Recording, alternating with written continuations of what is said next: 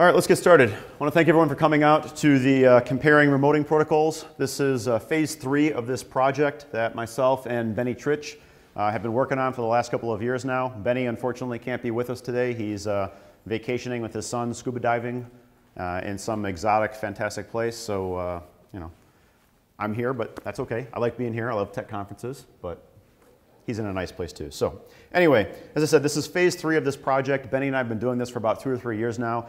In the previous phases, we've been working primarily on how the different remoting protocols work in LAN and WAN-based scenarios. And in this scenario, we're going to be talking primarily about mobile devices. Obviously, the advent of the iPad and various other tablet devices, and the Nexus and that kind of stuff. Organizations want to be able to use their virtual desktop solution, be it XenApp or XenDesktop, on a mobile device. So we wanted to kind of talk about, are the remoting protocols pretty much the same when we look at the different mobile devices and how do they compare? So this is how we're going to break down the session. The first thing is we're going to do a brief introduction of how Windows graphics remoting works depending on the technology that you're dealing with. We'll talk about mobile devices, how we tested the graphics and multimedia technologies.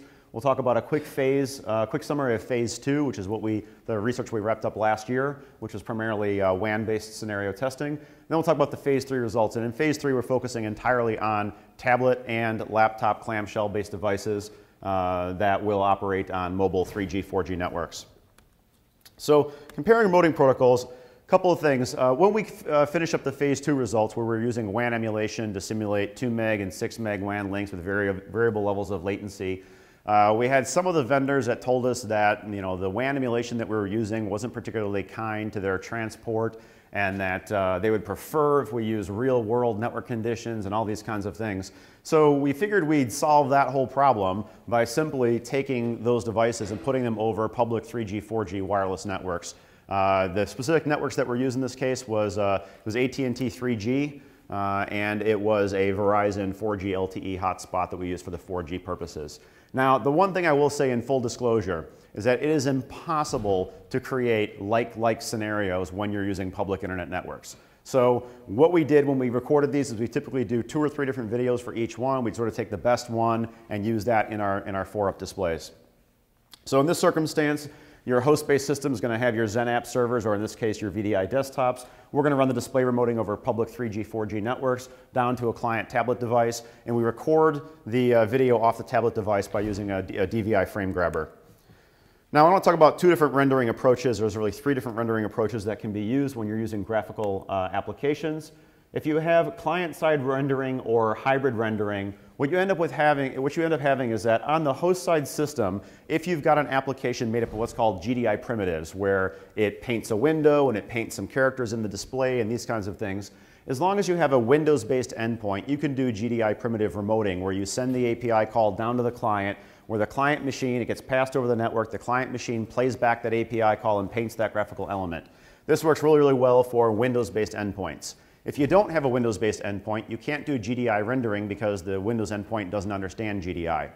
But it doesn't just pertain only to GDI primitives. There's other types of media that you can do intelligent client-side rendering with. So you guys are probably familiar with XenDesktop 5.5 and XenApp 6.5 has a client-side flash rendering solution. And in that circumstance, the flash content is not actually executing on the host-side system. It instead gets redirected through a TCP or UDP transport down to the client, where the client uses its local flash player to render that content. And this can result in some improved experiences.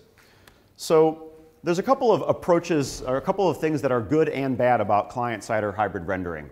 So one of the big pros is if you're building a VDI environment, you know that you have to have lots of CPU capabilities to run all your virtual desktops.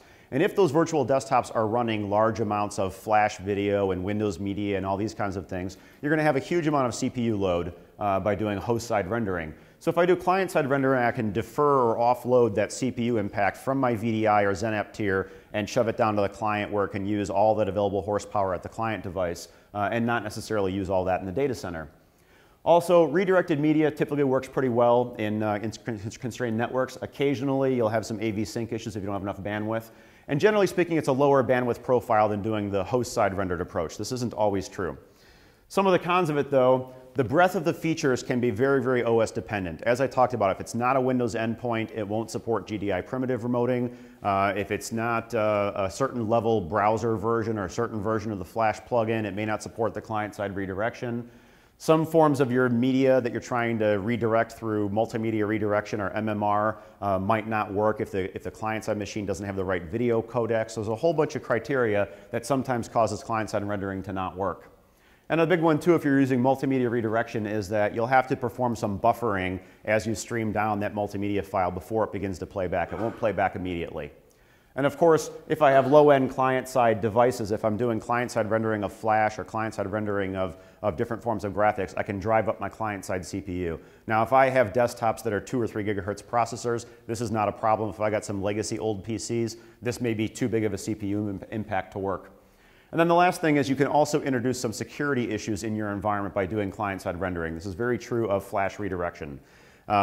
Currently with Flash redirection, if it all runs host-side rendering, I can manage and patch the Flash plugin on my host-side tier, so either my virtual desktops or XenApp servers. If I do Flash redirection, I could potentially exploit a client-side operating system through a server-side Flash redirection. So just be aware that there are ways of causing client-side security issues.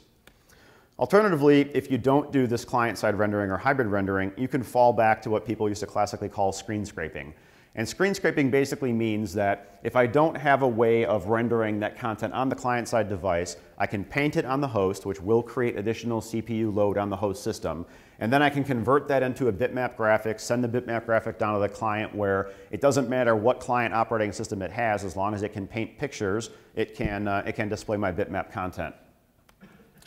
Then there's a third form, which we'll call advanced host-side rendering. And what advanced host-side rendering means is that I'm going to potentially have some level of server hardware. This could be a graphics card. It could be, in the case of like VMware has their Apex offload cards. I'm going to have some form of a solution that's going to help me perform some advanced render, capture, compress, encryption of that video content. And then I'm going to send it down to the client. And when it comes down at the client, I may or may not have some hardware-assisted decode capabilities. If the client device has, like, let's say an H.264 codec, it could possibly stream H.264 down directly. Otherwise, I may have to have a specific endpoint at the client that knows how to decode, let's say, RemoteFX or something like that. That way I can eliminate some of the client-side requirements to play back my content because I've got hardware-assisted offload that's handling all the decompression.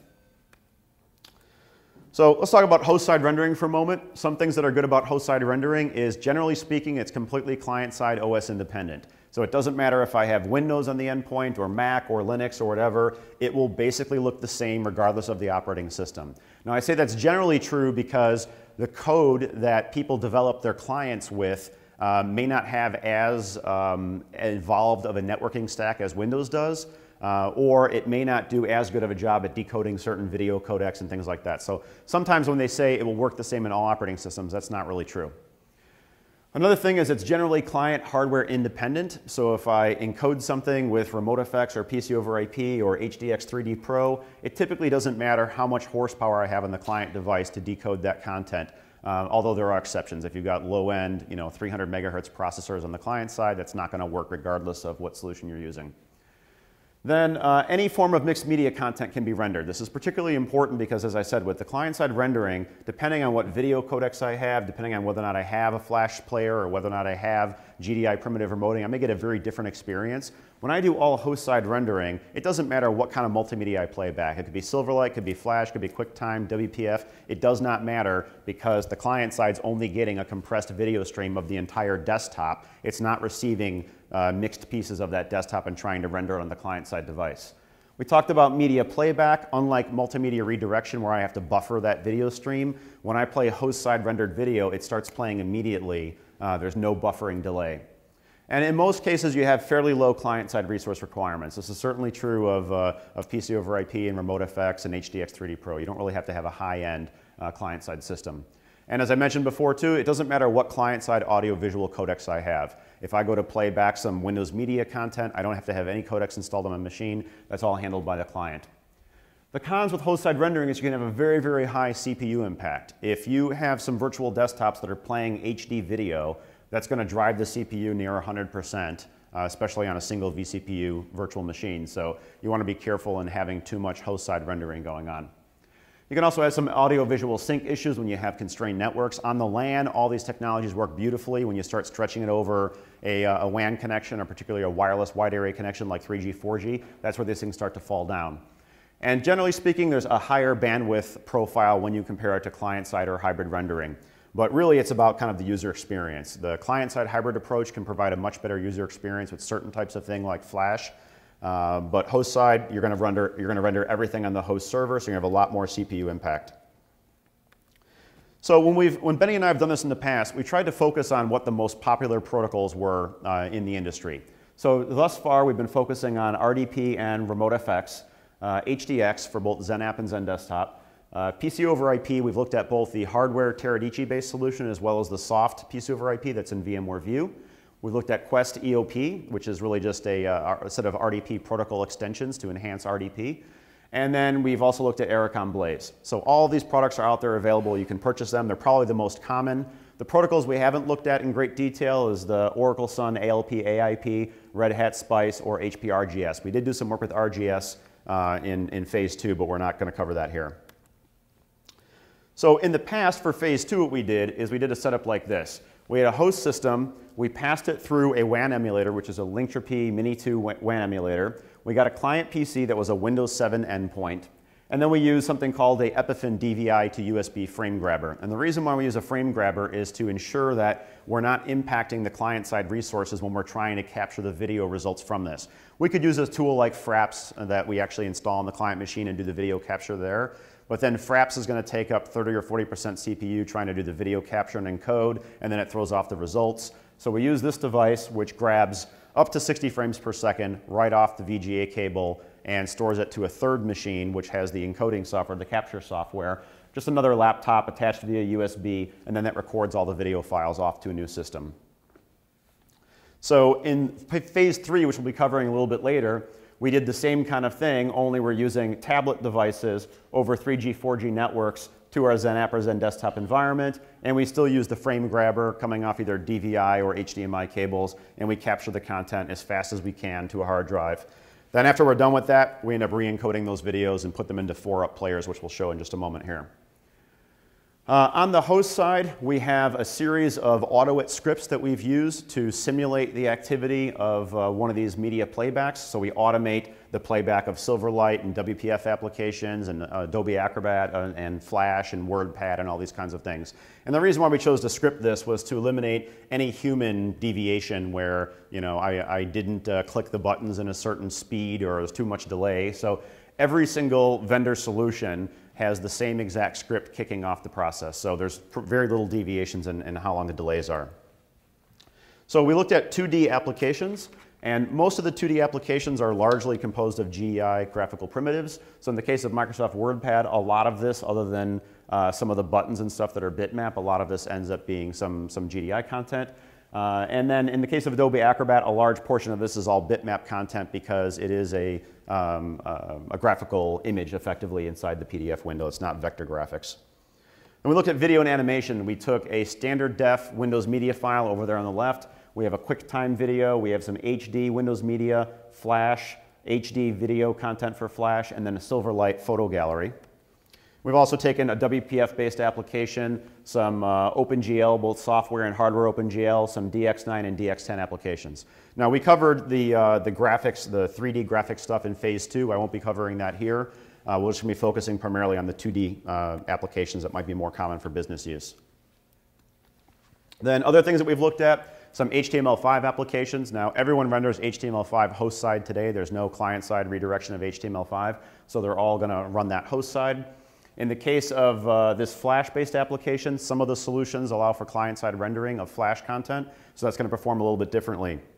And this one in particular, we treat as sort of a user experience test, and I realize that your users are probably not playing whack-a-mole as their daily job, but the reason why this was an important test for us to do is it measures end-to-end complete feedback loop processing. In other words, I launch the Flash game, these little moles start popping up, I have to visually acknowledge that the mole is there, position the mouse, click on the mole, it has to accept that mouse click at the other end, has to render that it's been clicked, has to send me back a video update, and then I move on and click the next one. Now I will say that this whack-a-mole test in particular is very different from all the other ones because this is very much human experience driven. I mean, it's how fast I click them. I will say I got really, really good at it, so I was pretty efficient at how quickly I could click the moles. And this particular test is even easier on a tablet device because the tablet device, I don't have to position a mouse cursor over something. I can just literally tap on the screen and kill all the moles. So what do we do once we get all these video files? We capture them with MS-MPEG v2, one pass quality, 99%. We re-encode them into WMV at 512 by 384. We use a fixed bit rate, so every single video is getting the same exact quality compression. And by the way, the purposes of our remoting protocol shootout is not to compare visual quality, because if we did, we wouldn't be compressing these things. What we're trying to do is show user experience and how responsive does the system feel. What we're not looking at is this picture more pixel perfect than that picture, because that's out of scope for what we're focusing on. Once we get those recompressed video files, we place them into a custom Silverlight player that was created for us by a developer in Hungary, and he has created this nice 4-up player that creates synchronized playback of all 4 videos, so then we can actually see visually what's happening. So to give you an example of what this will end up looking like, the 4-up player that you're going to see will have, as an example, Citrix HDX in the upper left corner, PC over IP for VMware View in the upper right corner, RDP in the lower left, and either Quest EOP or Ericom Blaze. And so you can kind of watch. We also put an overlay over top of each video, so it will say that this is, this is RDP and what kind of WAN connection it's over, or whatever the case may be. So without further ado, I want to jump into some of the phase 2 results. In the case of the phase 2 results, we had 2 different sets of situations. We would focus on something like HDX with Zen Desktop, VMware View 5.0, Quest V Workspace on Hyper-V, and Ericom Blaze. Now we can't keep the hypervisor the same in all these circumstances because VMware View only runs on top of ESX. We can't put it on Hyper-V or anything else. So certainly there are some disparities in that one hypervisor may be more tuned for VDI than the other, but we can't do anything about that. We can't keep them the same. So Zen Desktop, we ran on top of Zen Server. VMware, we're forced to run on there. Everything else, the Microsoft partner ones, we usually run on top of Hyper-V. And what we also did too is we focused on looking at how were Zen Desktop 5.0 to 5.5, what was the progression, how do they look differently? And the same thing is true with VMware View 4.6 to View 5.0 because there were some major improvements in both of those products between those versions. So to give you an idea what that looks like, we would have something like this. And let me explain the setup of this first. We've got a WAN emulated 2 megabit connection with 200 milliseconds of round trip latency. So this is functionally equivalent to, let's say, Singapore to Chicago. It's a wide area network link. Maybe you might have for some outsourcing to India or people in Singapore. And in this circumstance, we're just going to scroll around in a PDF document.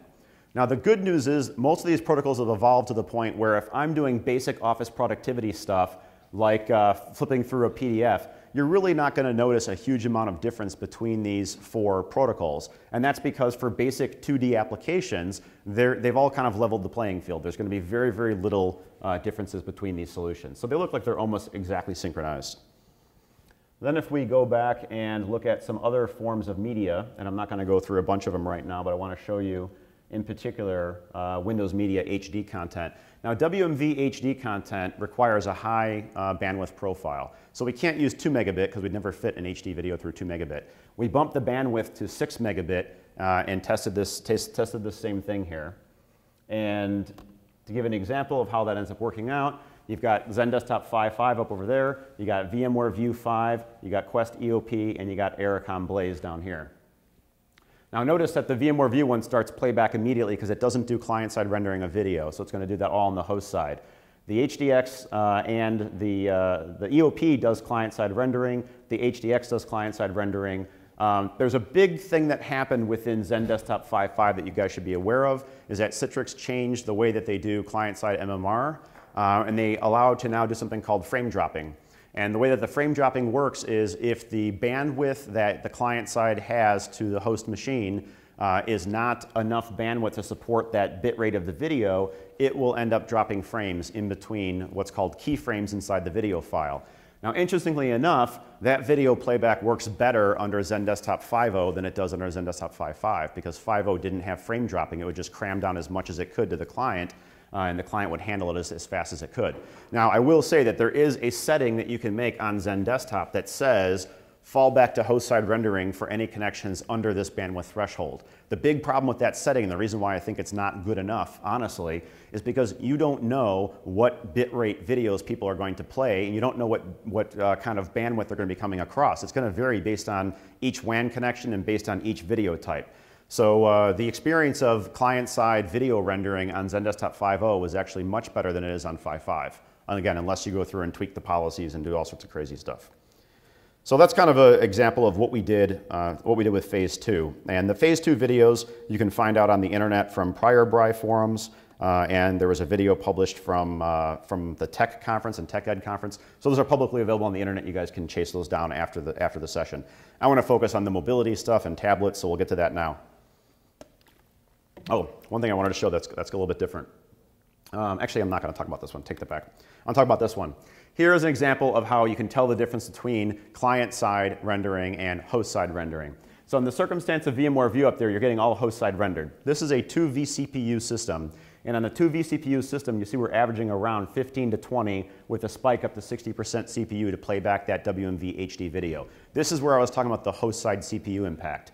If I was to perform client-side rendering, like you're seeing in the case of HDX up there with Zen Desktop, you see an initial spike, but it's almost completely flatlined on the host-side CPU. If I'm scaling virtual desktops and people are doing video file playback, Windows Media playback, I'm going to get substantially better number of virtual desktop users with a better overall user experience than I would by hosting those on View, where it's all happening with the server-side CPU. Now, it's not to say that there aren't ways of mitigating View's problems. If I was to use an offload card, that will handle some of the compression and offload some of the performance impact of that, but that's how it is today. I also want to spend some time talking about something that changed with VMware View from 4.6 to 5.0.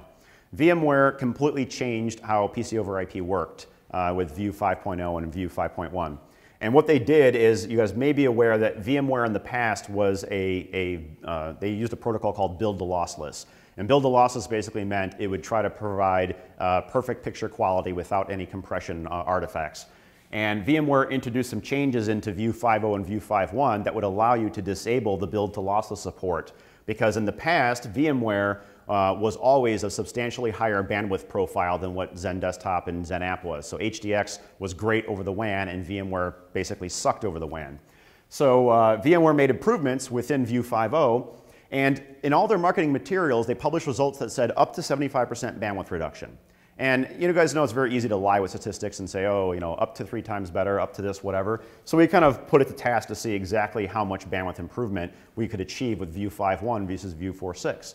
So for this configuration profile, the only tweaks that we made to VMware View out of the box was to disable build to lossless, which makes it more like HDX in that it will use a lossy compression mechanism. And we set an audio bandwidth cap of 100 kilobits per second, so we don't push down as high quality audio, but we still usable for most cases.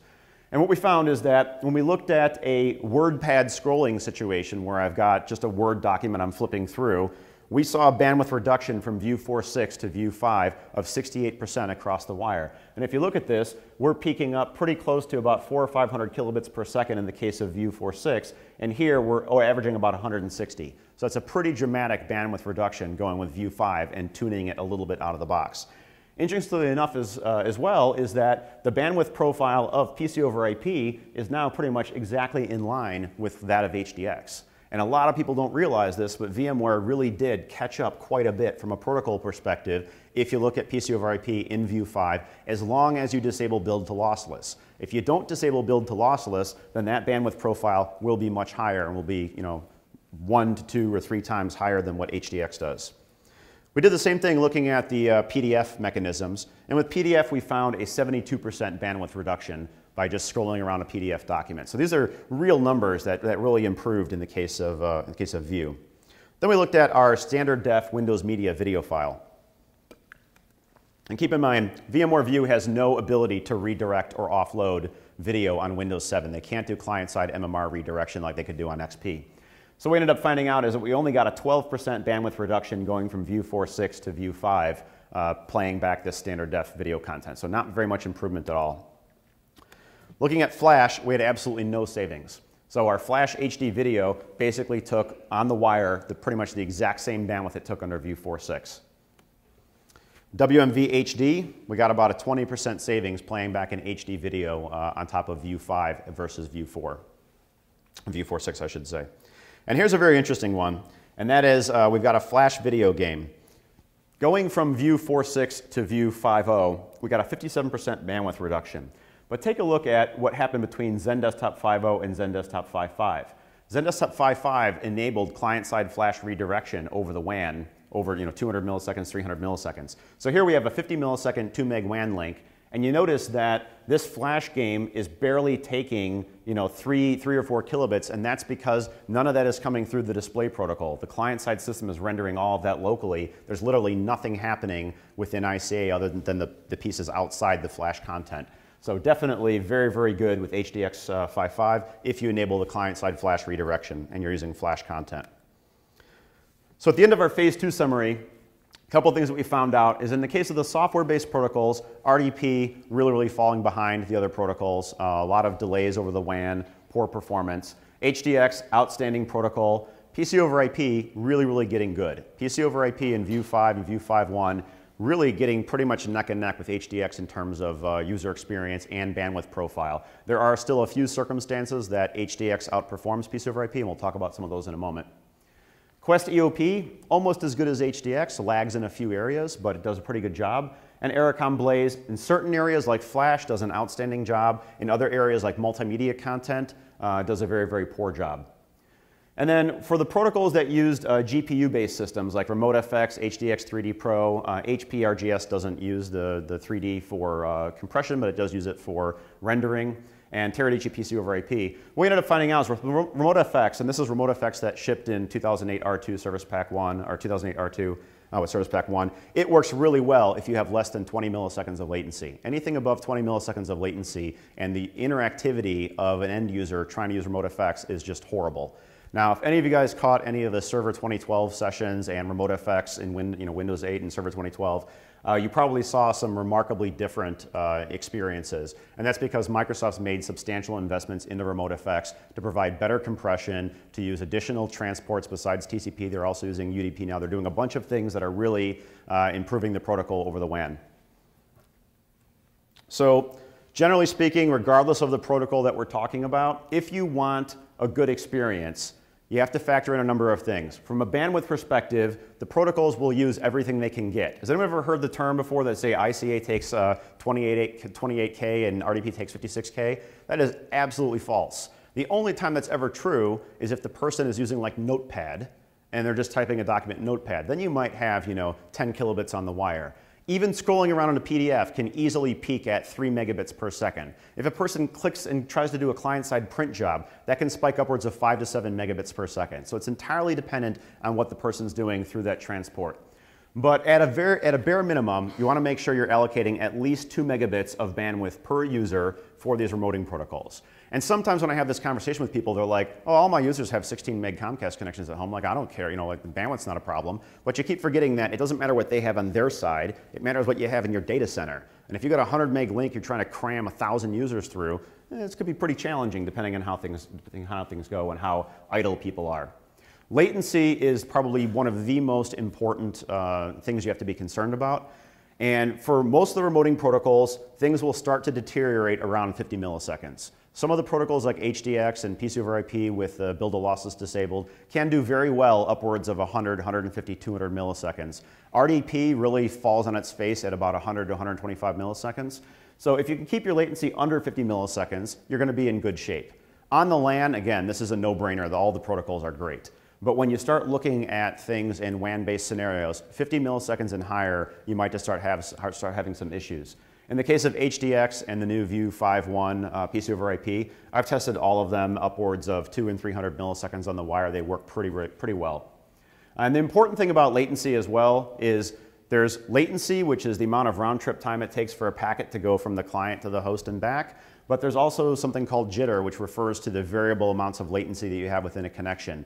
And all of the protocols work so much better at a higher latency level that's constant than a lower latency level that's variable. So if you have consistently 200 milliseconds, the protocol will do okay. If you've got 200 milliseconds 1 second, 400 the next second, 125 the next second, particularly the protocols that are TCP based are going to have a really tough time with this. And then the last thing is packet loss. If you have packet loss in your environment, which you will most certainly have on the public internet, and will not be 0.01%, it'll be 1%, 2%, 3%. Packet loss causes really, really big problems for the remoting protocols. Same thing is true with voice over IP. If you have packet loss in the middle of a VoIP call, you're going to miss part of the conversation as a result of that. And if you have MPLS networks, you're going to have a very extremely low latency, 0.01% typically with MPLS. But if you're going over public internet with SSL VPNs and that kind of thing, you have to assume you're going to have between 1% to 3% loss and try to deal with that appropriately. There are products out there that can help fix this issue by basically creating packet rating of all the display packets that increases your bandwidth but provides better tolerance for latency and loss.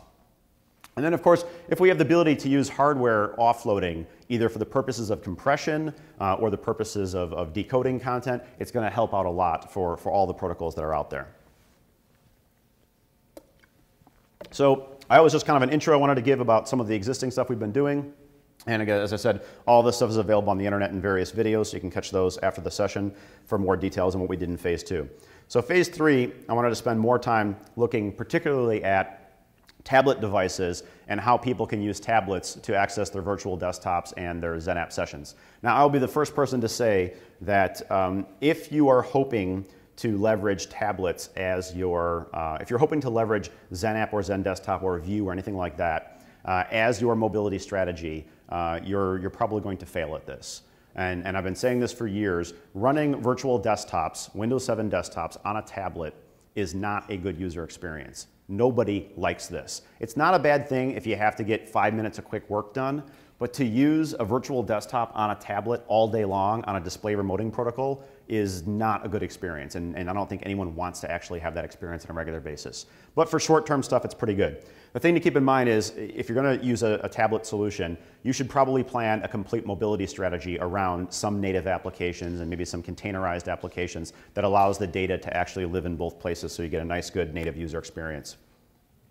When we looked at doing all these different tablets, and by the way, we acquired one of all of these tablets for the purpose of this testing. We picked the Asus Transformer Prime, the Apple iPad 3. We picked the Samsung 700T Slate that was running Windows 7, but technically it's still a tablet, even though Win 7 is not really a tablet-optimized OS. We also picked up a Chromebook and a BlackBerry Playbook. We ended up omitting these two from the testing because, to be frank, there really weren't a lot of native implementations of the various protocols for these devices. I mean, if you look at it, Citrix has their receiver solution for HDX for the Chromebook via the HTML5 receiver and for BlackBerry Playbook, but nobody else really has native experiences in terms of EOP and PC over IP and all these kinds of things. A lot of these guys are partnering with Ericom for their HTML5 client so that they can run their protocols over it. But when you do that, you're not, at that point in time, you're not using Blaze, EOP, or PC over IP native protocols. You're using sort of an enhanced RDP wrapped in the HTML5 client. So we eliminated those from the purpose of this testing because it didn't really seem like it was comparing like-like situation. So we focused on the Windows 7 tablet, the iPad 3, and the Asus Transformer Prime, which I think mostly will accommodate 95% of most of what you guys are going to see out there. We tried to keep the resolutions as close as possible to each other. The challenge is some of these devices are 4:3 resolution, some are like a more 16:9 or 16:10 resolution. And in the case of some devices, they actually will output a different resolution to the recording solution than what they're displaying on the screen. So a good example of this is in the case of the Apple iPad 3, most of the protocols ran at 1440 by 1080, but PC over IP doesn't display mirror when it outputs. It actually outputs two different resolutions, one to the screen and one to the external display. So it's kind of hard to do exact like in all of these, but we did our best to make them the same. So with these mobile devices, we got the same kind of 4-up design. We got XenDesktop 5.5, we got VMware View 5, we got some scenarios where we do some 2008 RDVH, and then we've got either Quest or Ericom. And each one of these things is a little bit different. So let's jump into a couple of videos to show you guys how these work. So I'm going to focus at first on the Windows 7 based solutions. Let me get back out of here. So if we go to the 3G I apologize, I had actually a shortcut version of all of these, which I edited right before this session and broke all the links, so now I'm having to do it through here. So let's cover the RDP, EOP, HDX, PCoIP. So we're going to use the Samsung 700T slate with Windows 7 on it over a 3G connection, and we'll go through a couple different examples here. Here's WordPad scrolling. So it's Windows 7 on the endpoint. We've got a Windows 7 virtual desktop. We're going to connect into it. And you find for the most part with simple applications like WordPad, even over a 3G connection, this is a pretty acceptable user experience. It doesn't matter that I'm using Quest EOP or that I'm using even RDP7, HDX, or PCoIP. These are all, generally speaking, a pretty good user experience. Now, keep in mind, this is just a server-hosted script flipping through screens, so it's not like the client is actually interacting with these sessions. That will cause some delays. But from a pure display remoting perspective, for simple applications like WordPad, even a 3G wireless connection is good enough for these types of applications. Now let's do the same thing with something like Adobe Acrobat. And also in the case of Adobe Acrobat, the user experience for the most part is pretty similar between all these display protocols. And again, this is just 3G wireless connectivity. This is not a very, very fast WAN connection. Now let's take a look at something like QuickTime. Now, QuickTime is where you're going to start to see the protocols struggle a bit more with the 3G bandwidth available. So we've got RDP, Quest EOP, VMware View 5, and XenDesktop 5.5. So generally not a horrible experience in the case of View. Same thing with XenDesktop, not a bad experience on 3G.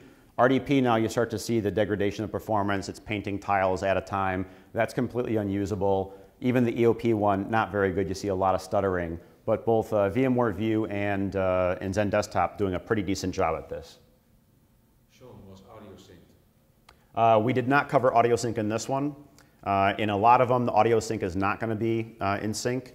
That's something we're going to be doing in a later phase, testing audio sync. The problem with audio sync is we can't easily do any kind of 4-up comparisons because that's impossible to hear 4 audio streams at once. What we're going to do for audio sync longer term is we're going to create some custom audio demos where we'll use sort of a TikTok kind of thing so that you can hear the audio at the time when it's supposed to be synchronized, and then we'll create single playback demos just for audio sync. That's a good question, though. Audio sync is a challenge. So let's look at a flash demo. Oops, wrong screen. Let's take a look at a flash demo, and this is where you'll start to see some of the improvements of XenDesktop 5.5. So immediately, XenDesktop starts playing it. Notice VMware View. It's going okay, definitely stuttering a lot more, trying to play that content back over a 3G modem. This is where we're running into a situation where we're kind of running out of bandwidth. And in the case of RDP, same kind of thing, stuttering a lot. EOP does client-side rendering of flash as well, but their streaming technology for redirecting the flash is less efficient than the HDX client-side rendering. So unfortunately, it takes very, very long for this one to get started. Once it does get started, excellent user experience, but it took a long time to set up the client-side fetch of the flash content, the client-side stream of the flash content. Now let's hop into my whack-a-mole one. That's a good.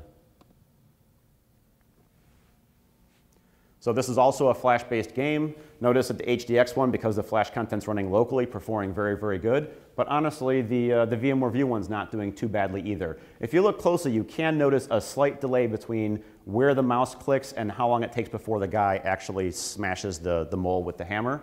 Whereas in the case of the Citrix one, it's instantaneous. Whenever I click, the video response is immediate. In the case of Ericom Blaze down here, which usually does pretty well with flash, it's struggling to keep up. The Quest one, because it's client-side flash, again, once the client-side flash gets loaded, it mimics the HDX experience because it's basically a local flash application playing. So both EOP and HDX for flash content, excellent products. You're not doing host-side rendering of it. So that works very, very well. And you played a lot of whack-a-mole. Oh, I played this about 400 times, you would not believe. The last one I want to show you guys here too, and this one on the 3G Windows 7, is Silverlight Photo Gallery. So this is going to end up coming as a large amount of bitmap graphics. The Silverlight Gallery uses a Ken Burns effect, so it's kind of like that crossfade and in movement. And you notice with the lossy compression models of HDX and that kind of stuff, it works very, very well. There were some performance issues initially with this within VMware View, and it eventually does catch up and does okay. But you do notice some screen painting slowness in the case of View. EOP does lossy compression as well, does a very good job. And in the case of Ericom Blaze, you know, not doing so well in that circumstance. Now what I want to do is show you guys this same demo at a 4G connection to see if the improved bandwidth will help us out. So on 3G networks, you're going to have somewhere in the neighborhood of like a 2 to 5 megabit footprint, depending on your 3G carrier and all that kind of stuff. And your latency is going to be somewhere around 100 milliseconds or 200 milliseconds, depending on the 3G carrier network and how busy the 3G cellular towers are and that kind of stuff. In the case of 4G, your bandwidth profile is going to be in the 5 to 10 megabit range, so you've got almost double or triple the amount of bandwidth. So doing that same scenario over 4G on Windows, as soon as I can find it here, 4G. So now we have the same thing with the 4G solution with HDX, with PC over IP, with Quest EOP, and with Ericom Blaze. And notice now that with the available bandwidth of 4G, all these protocols, sans Blaze, are doing an outstanding job. Even Blaze is keeping up pretty well. So that tells you in this circumstance that because of the constant changing bitmap graphics, that it just strictly becomes a bandwidth issue. I need to have a lot of available pipe to send down this fast-paced graphical changes. The other thing I want to show you guys too is because right now we're focusing on Windows host systems, Windows VDI systems, and we're focusing on client-side Windows 7 systems. But I want to focus on looking at some things like 3G from an iPad, because this is a completely different experience. So let's look now at, let's say, our QuickTime example. Now we're looking at a client-side device that's an iPad, a host-side VM that's Windows 7. And now we've got a bit different experience. You notice the graphics are different in the PC over IP because it outputs a different resolution to the video recording system. But now we showed you this QuickTime video before on the Windows endpoints, and it worked pretty well, whether it was Zen Desktop or VMware View or any of those now. Look at what happens when we're using this through an iPad. You can definitely notice much more stuttering in the case of the VMware View client on iPad than what we saw on Windows. And this is where I said, even though some of these protocols that are all host-based will tell you that the client endpoint doesn't matter, that's really not true because the processing power of the endpoint still has to do the decode of the protocol, and it's going to use some CPU to do that. In addition, the networking stack available on a mobile device is not quite as robust as what you might have on a full-blown Windows 7 laptop or tablet, so the user experience is not quite as good. So what I want to do with this one as well is take a look at QuickTime over 4G on the iOS device and take a look how that compares. So now we've got more bandwidth available to us, see if it improves the user experience a bit.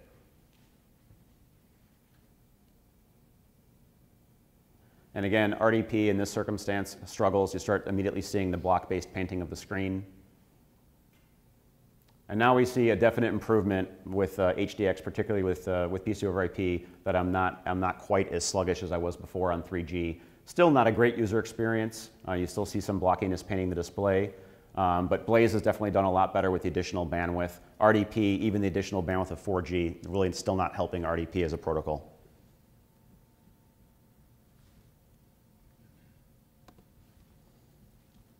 Okay, and I want to also look at 3G and 4G with iOS and some Flash content.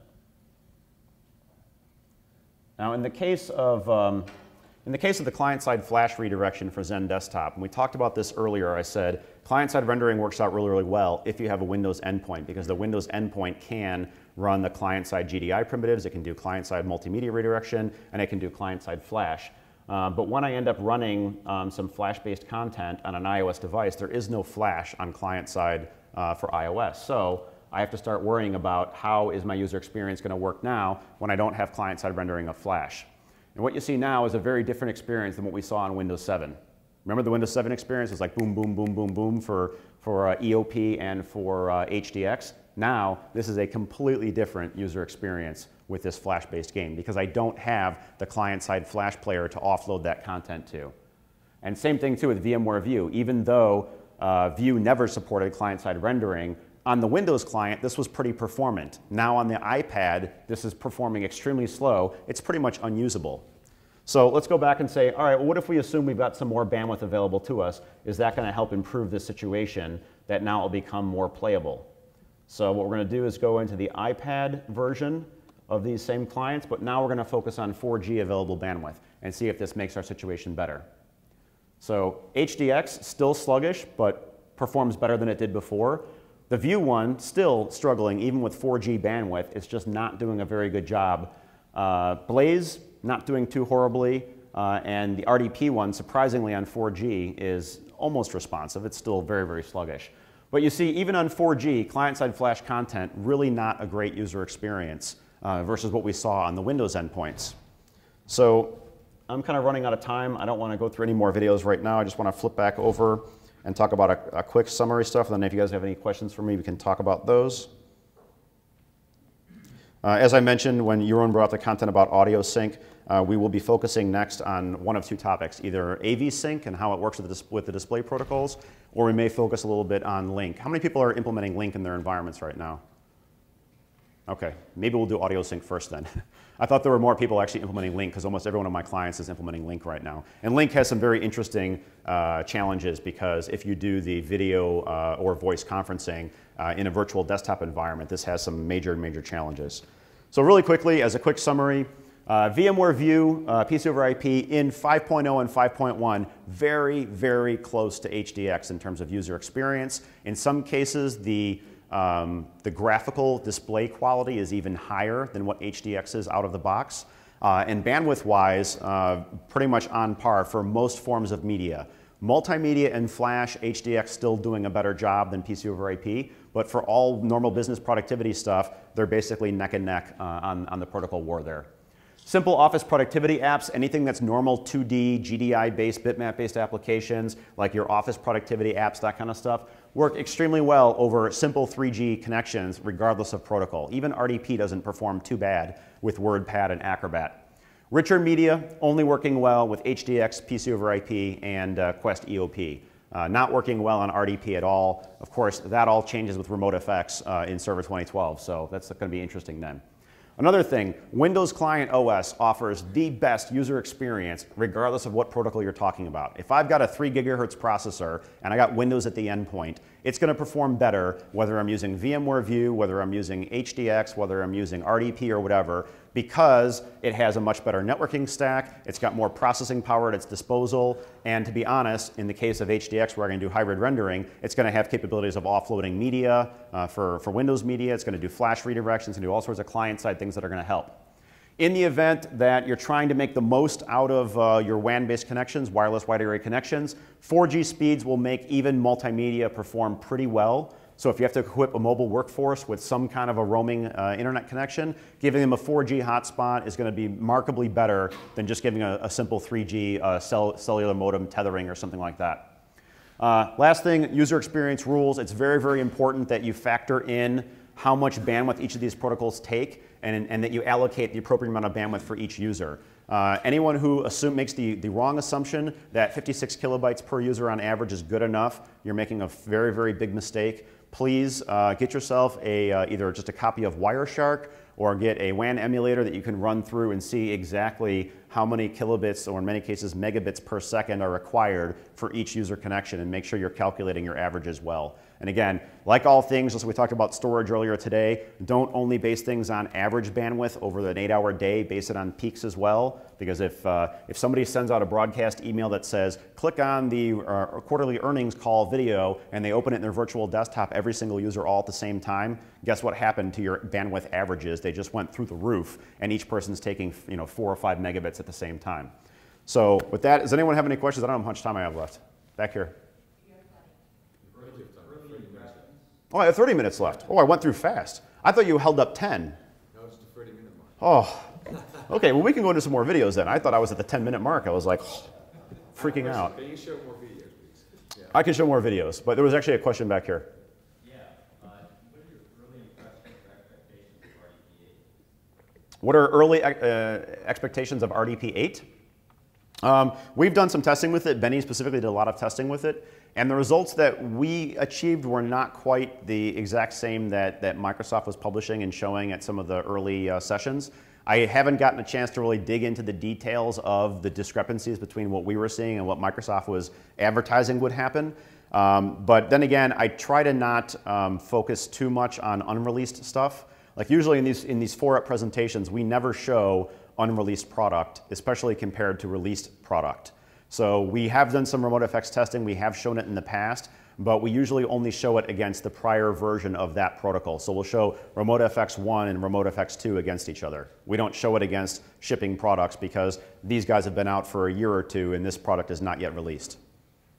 Apart from link and audio sync, which is extremely important, of course, I think one aspect is a little bit more subjective to compare, but extremely interesting, is the user experiencing, meaning the user experience using the keyboard, switching from the keyboard back to the desktop, using the mouse. And for instance, I was thinking like, couldn't you do something like some kind of contest for users that are not experienced with the platform, filling a couple of forms in and see how fast that can do? Because the key, why is it not working fine? Is because when you enter the field, the keyboard does not pop up automatically, which it normally does on an iPad, a native iPad apps.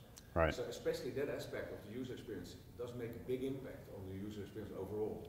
And the ability to use Windows applications on an iPad. So if possible, it would be interesting if you could take that into. Yeah, so the one thing that we should mention too, and I don't know how many of you guys are aware of this, but if you are using XenApp or XenDesktop, Citrix has released the mobility pack for XenApp back with 6.5, and they released it for XenDesktop with XenDesktop 5.6 FP1. Jason Conger and Jeff Muir, who are both in this room, gave a presentation on that. Was it yesterday or 2 days ago?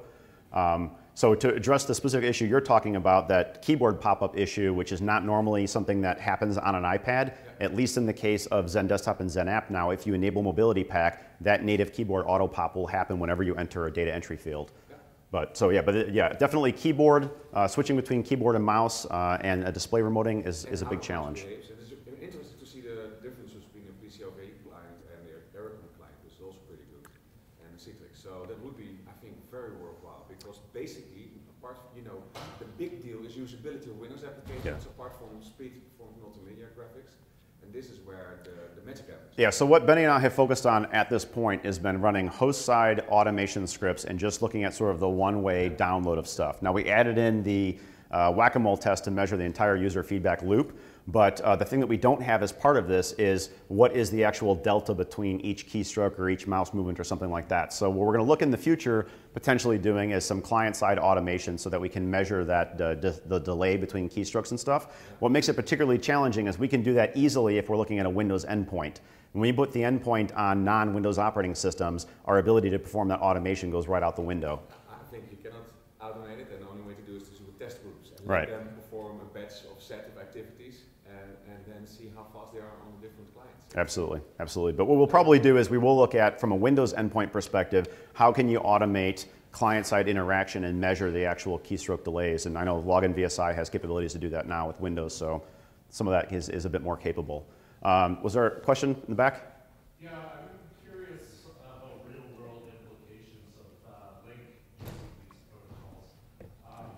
There's some talk about it's okay, you can use link, it'll work just fine, but I've had a number of customers that have gone down that path and haven't had a lot of success. Just curious what you would see. Yeah, so one of the biggest challenges with Link, if you're using Link only for presence information, there's really minimal impact on your virtual desktop environment. If you're using the audio conferencing or video conferencing, it's definitely much more impactful, particularly the video conferencing.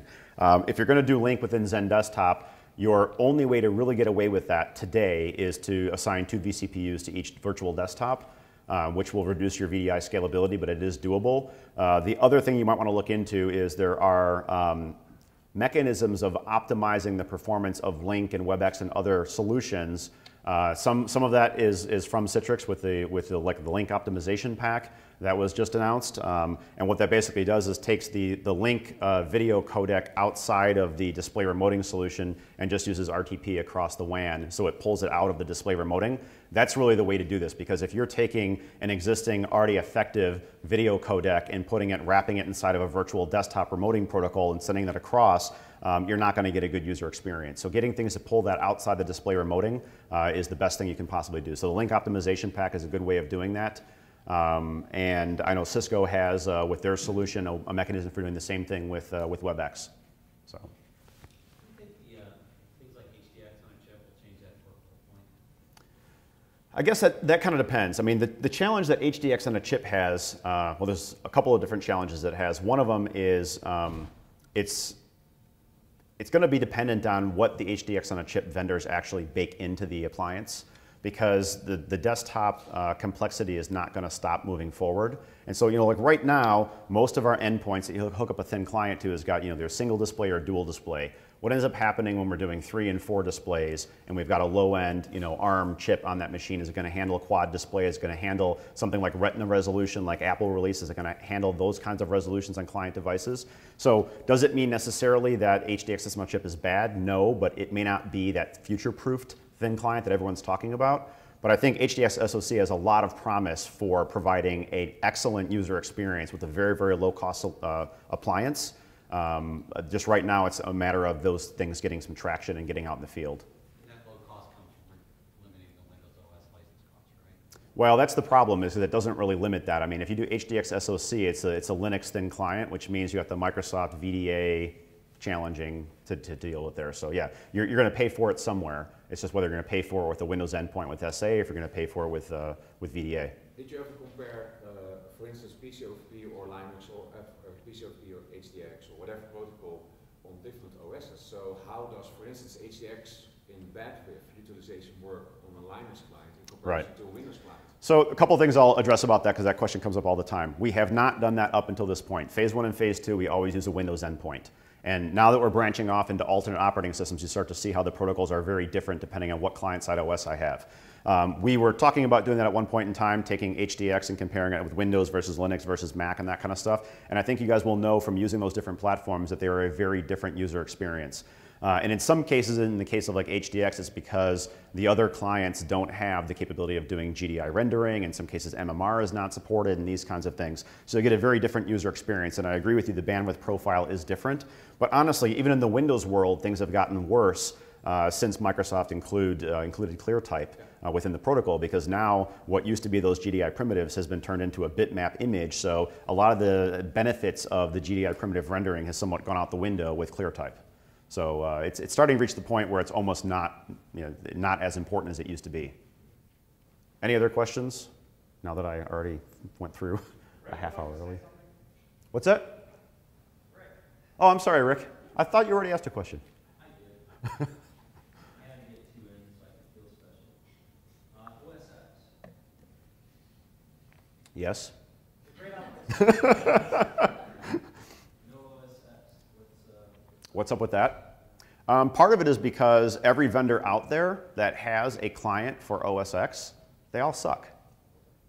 I mean, it doesn't matter if it's Citrix's client, if it's VMware's client, if it's Microsoft's RDP client, they're all very, very bad implementations. So I've avoided covering OS X up until now in these things. We probably will do that because the clients are starting to get a little bit better.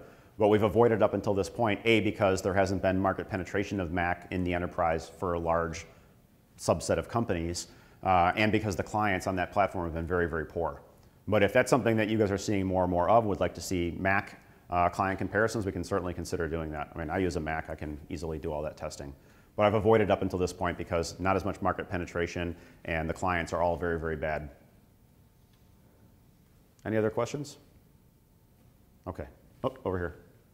Any other tools that allow you to get to more granular detail that actually say how long it takes for like the client to decode the image message versus the network time? Like a Google Chrome speed tracer type tool for remoting protocols. I am not personally aware of anything that can do that. The one thing I will tell you is that like some of the vendors that are creating these protocols have extensive diagnostic debugging capabilities built into the protocols that they don't expose to us to actually turn on some of that debugging and seeing how things are happening. I'm sure that it's all there in the protocols, they just don't tell us how to do some of that debugging. But does anyone from Citrix who's here or Microsoft from here want to address that if you have any insight? The question is, so Gaurav is from Microsoft. The question is, if I'm trying to figure out where my experience problems are in a particular situation, how can I debug sort of what makes up that desktop and how it's being rendered and where the inefficiencies are and those types of things? So, at least from a RemoteFX and Windows Server 2012 standpoint, one thing that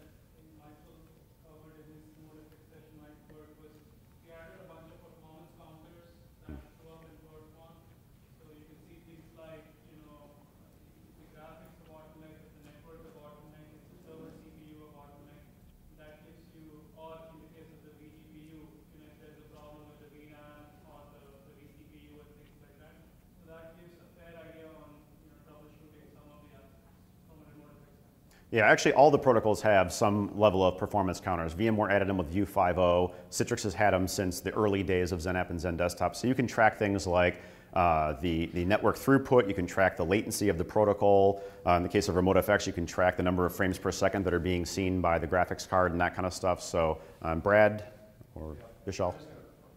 Citrix has HDX monitoring. Right. And that gives you good visibility into all the different virtual channels and capabilities.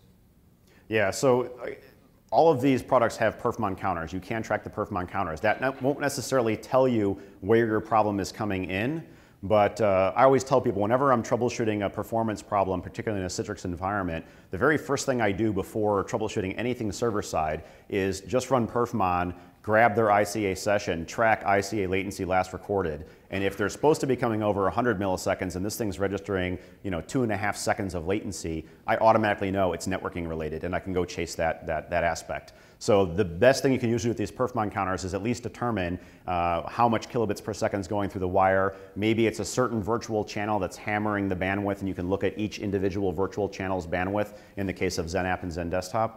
So you can use some perfmon counters to help you with that. And as I said, VMware View has perfmon counters now for the PC over IP protocol. Citrix has them for HDX, and Microsoft has them for RemoteFX. RDP, to my knowledge, still has no perf counters for RDP. But then again, RDP is being de-emphasized. RemoteFX is the protocol of the future, so that's probably less and less of a problem as time goes on.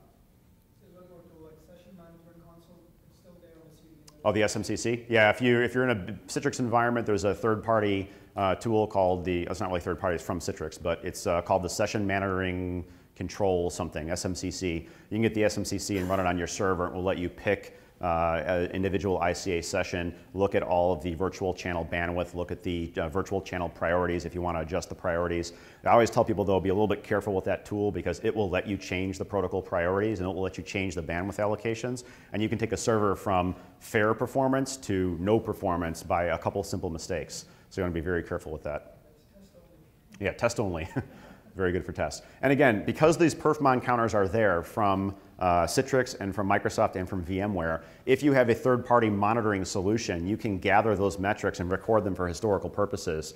I know like Splunk gathers this data, and EdgeSite gathers this data, a bunch of other monitoring tools gather the data. So that a very important reason you want that is if somebody calls you and says, everything's going fine today, but Tuesday at 4 o'clock, things were just awful in this office and you don't know why. If all the network traffic's off the wire at this point because it was 3 days ago, you have no way of going back and seeing what the experience was like at that time. But if you can at least go back and look at the ICA latency or the PC over IP latency or something like that and see that it went from 50 milliseconds to 700 milliseconds, then you know something was going on in your environment. And knowing something is going on in your environment is not enough to actually find the root cause of your problem. You still then have to go into the networking to find out if either somebody was downloading something, if you don't have QoS defined on your network, so you don't have any kind of traffic shaping or bandwidth management appliances, riverbeds, branch repeater, that kind of stuff, then you may still have challenges with the protocol performance. But at least knowing that you had the problem by tracking the latency is a very, very good first step to figuring out where your performance problems are.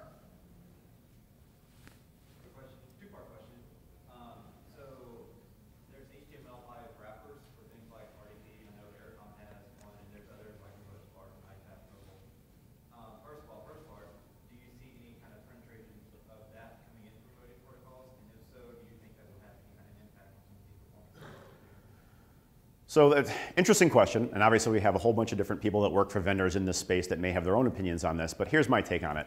I view HTML5 as what I will call sort of the least common denominator platform.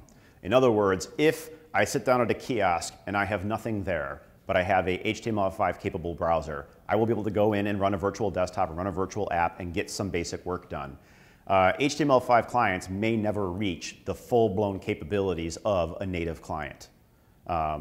So there may be certain things that are going to be challenging to support, especially things like client-side printing, client-side COM port redirection, any kind of client-side peripheral interaction with some of these HTML5 clients will be very, very challenging because the browser doesn't support those components to be functional in the HTML5 based client.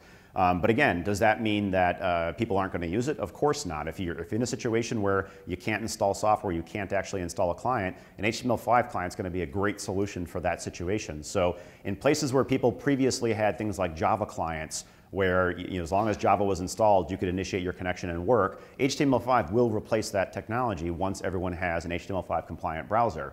That all being said, there's an excellent person in this room that gave, I think, 2 different sessions on HTML5 platform, Dan Schapper from Ericom. So do you have any comments to add to that about HTML5 that you'd like to address?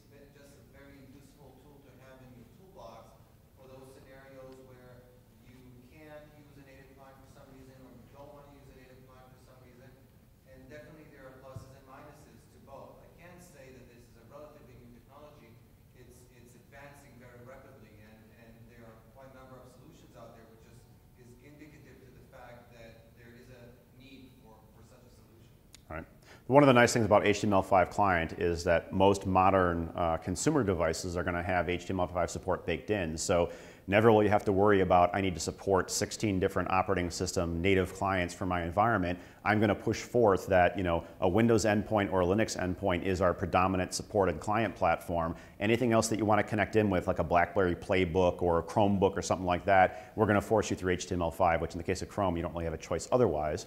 But you want to make sure that you let people have that least common denominator client so they can work in your environment, as long as you establish the fact that it might not provide the exact same user experience, the exact same support that the native client would. But it does let you escape some of that game of always having to chase client updates in these devices, but it's not going to be as good as native.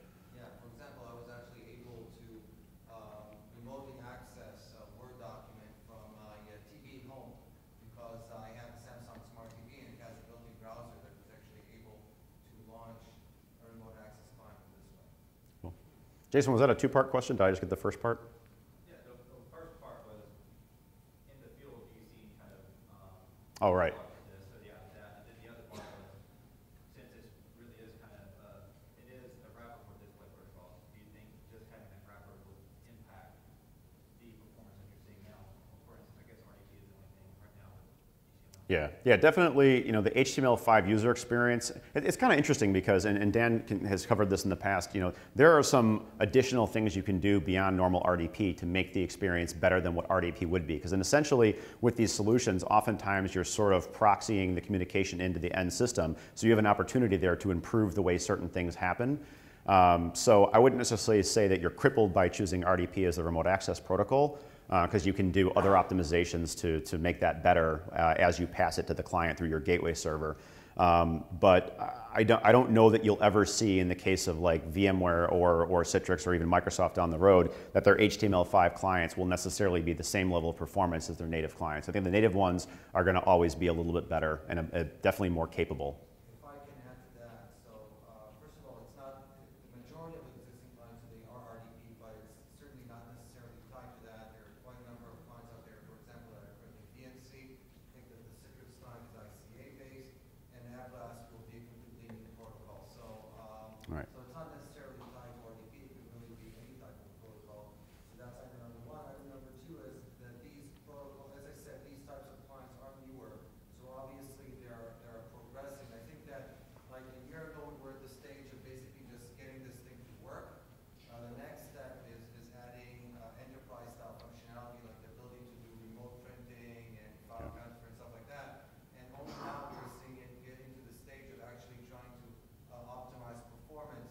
So I think that, excuse me, so I think that we will definitely see performance of these types of access solutions significantly improving in the relatively near future. Right. And actually, I should add to that too.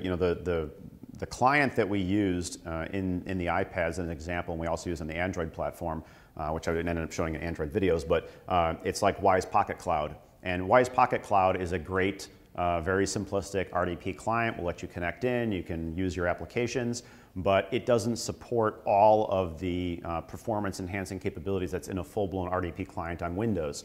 So in the Windows-based scenario, we're able to do certain things like say, we're going to use the satellite-based connection with the latency hint, which dramatically improves the user experience of RDP over wide area networks. And some of those features or certain caching features are not capable on the Wise Pocket Cloud client. So you got to make sure that when you're buying an RDP client for a third-party platform like Android or iOS or something like that, you understand, what implementation capabilities that exist in the Windows RDP spec is supported by that third-party client, because you may be missing a lot of those features.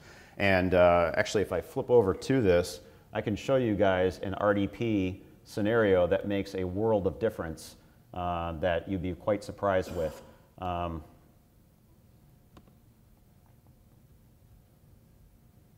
So what we have in this situation is I've got RDP on Hyper-V 2 megabit 50 millisecond. We got RDP Hyper-V 2 megabit 200 milliseconds, so 4 times the latency using the broadband profile. This one's using satellite, and this one's using the WAN profile. So same exact application that we're running, just different configuration settings with the RDP client. And you can end up seeing here that these two that are running 200 milliseconds are performing really, really well compared to this one at 200 milliseconds that's running the broadband profile. So these obviously started sooner, they're more fluid, and they have the exact same network connection as the one up there does. Now the only difference in these is when you run the RDP client, you know that user experience tab, and you have the drop down to say, I'm using a LAN connection, I'm using broadband, I'm using satellite, I'm using all these different profiles. Microsoft optimized the RDP protocol depending on which selection you choose. So if you have a high latency connection like this, 200 milliseconds, or even it improves at 50 milliseconds, if you choose the option that either says satellite or WAN, with high latency, you'll get a better user experience over your WAN connection with simple RDP protocol than you otherwise would have if you chose broadband or LAN or something like that. So that user experience hint that you're providing the RDP client makes a dramatic difference in the user experience. And this is something that Microsoft has told people, but they haven't done a good enough job getting the word out, where a lot of people don't know about this. But you can get a much better user experience just choosing the high latency model. And it's weird because most people think of like a satellite connection as being 800 milliseconds, extreme high latency, but I've used that profile connection on a 50 millisecond WAN connection and had way better performance. But intuitively, I would never think to choose satellite when I'm connecting in over a 5 or 10 megabit WAN connection. So it makes a huge, huge difference on user experience. Any other questions? Unfortunately, they're not. We have not yet found a good way to post these. Benny and I have currently in the neighborhood of 30 gigabytes of videos that we've recorded over the last 3 years, and we've not found a good way of posting those online. What we're hoping to do longer term is put together an online tool that you would be able to go in there and say which protocols I want to see in which network scenarios and let you play them back. But in order for us to do that, we have to basically pre-mux all the videos, because if we gave you 4 different independent video streams, the delays of streaming 4 movies simultaneously probably wouldn't work out very well. So we'll probably have to yeah, exactly. Well, this tool actually plays the 4 streams independently, which works fine because they're on my hard drive. But if you did that over the WAN, they might start playing at different speeds. So we'd probably have to take each of the 4 videos, recompose them into one video that just contains the 4 up, and then publish that. That way, no matter how much delay you had in streaming the movie, you'd still see it. You could preload the video and play them all back simultaneously. But today, we don't have the stuff available online. We're hoping to fix that down the road. None of them like phase 1 videos too? Those as well. And the problem is it's just a sheer amount of storage. It's the phase 1 stuff was like around 5 or 10 gig. Phase 2, we added another 10 gig to that. Now we're up to about 30 gig total. So we'll look at ways we can do that in the future. So cool.